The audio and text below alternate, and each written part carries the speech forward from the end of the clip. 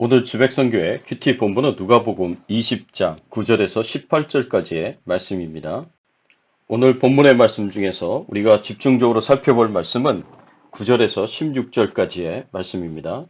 그가 또 이 비유로 백성에게 말씀하시기 시작하시니라. 한 사람이 포도원을 만들고 농부들에게 새로 주고 타국에 가서 오래 있다. 때가 이름에 포도원 소출 얼마를 바치게 하려고 한 종을 농부들에게 보내니 농부들이 종을 몹시 때리고 거저 보내었거늘 다시 다른 종을 보내니 그도 몹시 때리고 능욕하고 거저 보내었거늘 다시 세 번째 종을 보내니 이 종도 상하게 하고 내쫓은지라. 포도원 주인이 이르되 어찌할까 내 사랑하는 아들을 보내리니 그들이 혹 그는 존대하리라 하였더니 농부들이 그를 보고 서로 의논하여 이르되 이는 상속자니 죽이고 그 유산을 우리 것으로 만들자 하고 포도원 밖에 내쫓아 죽였느니라. 그런즉 포도원 주인이 이 사람들을 어떻게 하겠느냐 와서 그 농부를 진멸하고 포도원을 다른 사람들에게 주리라 하시니 사람들이 듣고 이르되 그렇게 되지 말아지이다 하거늘. 오늘 본문의 배경이 되는 이 그림은 포도원 주인이 포도원의 새를 거둬들이기 위해 아들을 보내었지만 농부들이 포도원을 빼앗기 위해 그 아들을 죽이는 모습입니다. 오늘 본문의 말씀을 통해서 우리가 생각해 봐야 할 주제는 하나님의 인내가 끝이 나면 어떤 결과가 주어지는가입니다. 오늘 본문은 악한 포도원 농부들의 비유로 불리는 유명한 비유입니다. 공관복음서 모두에 기록될 정도로 유명한 비유입니다. 9절의 말씀에 보면 이렇게 기록하고 있습니다.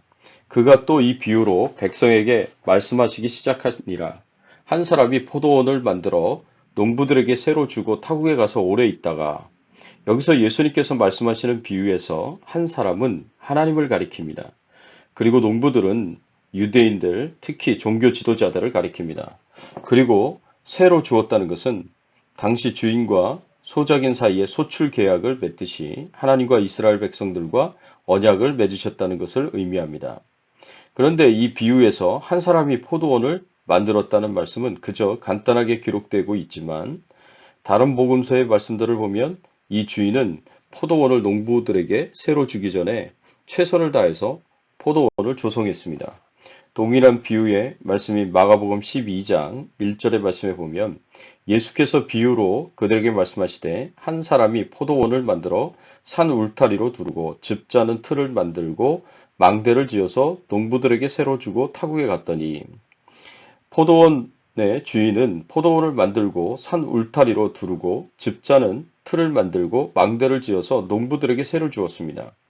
주인은 농부들이 열심히 노력만 한다면 포도원에서 열매를 거둘 수 있도록 최선을 다해 여건을 조성하여 주었습니다. 한마디로 최상의 상태에 있는 포도원을 가지고 농부들과 계약을 맺은 것입니다. 포도원 주인은 때가 되자 세를 받기 위해 농부들에게 종을 보내었습니다. 그런데 이 농부들이 주인이 보낸 종을 어떻게 대합니까?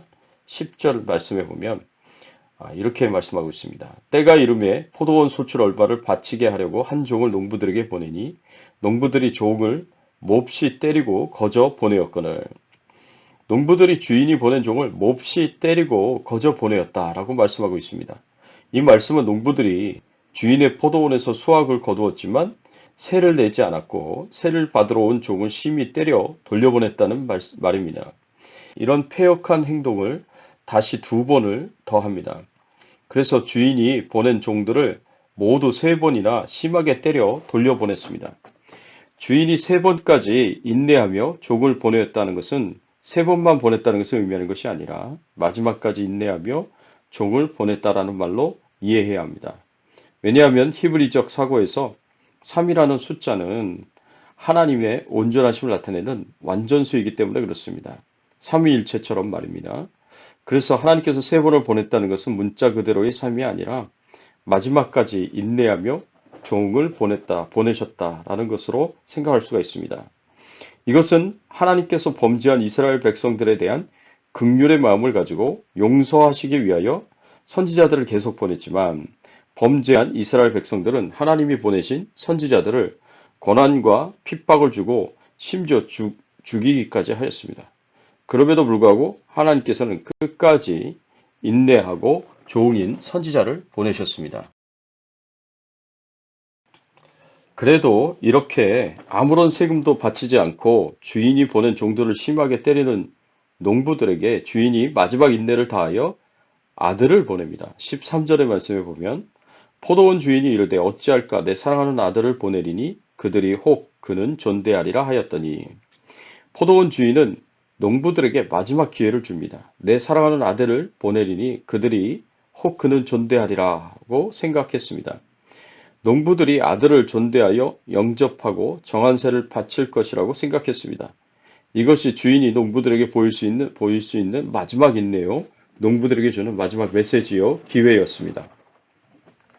이것은 하나님께서 선지자를 보내셔서 범죄한 이스라엘 백성들을 회개하며 하나님께로 돌아오도록 하시는 분명한 뜻이 있었습니다. 그런데 이스라엘 백성들이 오히려 선지자들을 핍박하며 죽이기까지 했습니다. 그래서 하나님께서 마지막 인내를 다하여 하나님의 아들 예수 그리스도를 이 땅에 보내신 것입니다.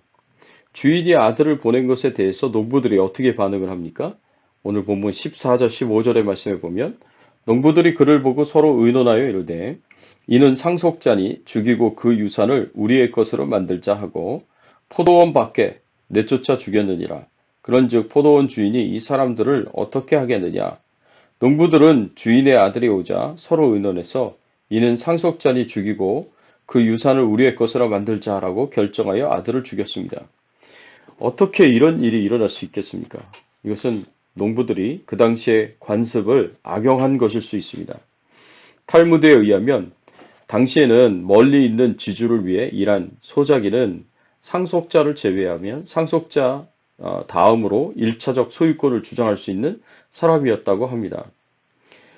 또한 어떤 토지의 소유권이 불분명할 경우 정당한 소유권을 주장하는 사람이 나타나지 않으면 그 토지를 3년 이상 점유하여 경작한 자에게 소유권이 돌아갔다고 합니다. 이런 통상적인 관습을 이용해서 그 포도원을 차지하기 위해 농부들이 한 행동은 정말 악한 행동이었습니다. 상속자인 아들을 죽이고 그 포도원을 차지하려고 한 것입니다. 농부들의 이런 극악한 행동에 대해서 주인이 어떻게 반응을 합니까? 그동안은 참아주었고 인내하였고 마지막까지 인자와 긍휼을 베풀려고 했습니다. 그런데 농부들이 끝까지 정신 차리지 못하고 악을 행하다가 나중에는 상속자인 주인의 아들까지 죽였으니 주인이 어떻게 해야 하겠습니까? 주인의 인내가 끝이 납니다. 주인의 오래 참음이 끝이 납니다. 하나님의 인내가 끝이 나면 어떤 결과가 주어지겠습니까? 하나님의 인내가 끝이 나면 멸망이 찾아옵니다. 오늘 본문 16절의 말씀에 보면 와서 그 농부들을 진멸하고 포도원을 다른 사람들에게 주리라 하시니 사람들이 듣고 이르되 그렇게 되지 말아지이다 하거늘 주인이 와서 그 농부들을 진멸하고 포도원을 다른 사람들에게 주었습니다. 이 말씀은 끝까지 회개하기를 거절하고 하나님께 온전히 돌아오기를 거절한 이스라엘 백성들, 하나님께서 메시지를 주어 전하게 하신 선지자들을 핍박하고 고난을 주고 심지어 죽이기까지 했던 이스라엘 백성들, 나중에는 하나님의 아들이신 예수님까지 보내셔서 마지막 인내로 마지막 기회를 전하였음에도 불구하고 오히려 그 하나님의 아들이신 예수님을 십자가에 못 박은 이스라엘 백성들에 대해서 하나님께서 더 이상 참지 않으시고 인내하지 않으시고 그들을 모두 진멸하십니다. 그리고 그 포도원을 다른 사람들에게 주십니다. 그 포도원을 받은 사람들이 누구겠습니까? 바로 이방인들입니다. 하나님께서 촛대를 이방인들에게로 옮기셔서 이방인들이 그 포도원을 경작하도록 하신 것입니다. 사랑하는 성도 여러분, 포도원 농부들이 멸망을 당한 것은 하나님의 인내가 부족해서가 아니고 하나님의 자비와 긍휼이 부족해서도 아닙니다. 포도원 농부들이 멸망을 당한 것은 이들이 완고하고 완악했기 때문입니다. 하나님의 인내가 끝이 날 때에는 그저 멸망밖에 남는 것이 없습니다. 이것이 하나님의 아들이신 예수 그리스도를 통해서 주시는 하나님의 메시지를 거부하는 세상 죄인들의 운명이기도 합니다. 부디 이 세상에 믿지 않는 자들이 그 완고함과 완악함을 버리고 속히 하나님께로 돌아와서 예수님을 믿고 구원받기를 간절히 바라고 소원합니다. 또한 우리 믿는 자들도 하나님의 인내가 끝나기 전에 우리의 죄악들을 빨리 청산하시고 하나님께로 돌아가는 귀한 은혜가 있기를 예수 그리스도의 이름으로 축원합니다. 함께 기도하겠습니다. 하나님, 그렇습니다. 포도원 농부들처럼 이 세상에는 수많은 완고하고 완악한 자들이 있습니다. 끝까지 예수님을 믿지 않고 거부하는 자들이 있습니다. 하나님, 그들을 불쌍히 여기시고 긍휼히 여기셔서 그 영혼들이 회개하고 하나님 앞에 돌아올 수 있도록 하나님께서 역사하여 주시고, 하나님께서 주신 그 마지막 기회를 붙잡고 예수 믿고 구원받을 수 있도록 하나님께서 은혜를 베풀어 주시옵소서. 우리들 가운데 세상 죄악에 물들어서 그 세상 죄악을 쫓아가는 그런 죄악이 있다면 하나님 용서하여 주시고, 저희들을 다시 하나님과 관계가 회복이 되도록 은혜를 베풀어 주시옵소서. 하나님께 감사드리며 모든 영광과 존귀와 찬송을 하나님께 돌립니다. 코로나19 바이러스로부터 우리 가족들 모두와 교회 식구들 모두, 그리고 우리 자손들과 우리 생업을 지켜 보호하여 주시옵기를 간절히 바라옵고 소원하오며 우리의 왕 되시고 주인 되신 예수 그리스도의 이름으로 기도드리옵나이다. 아멘.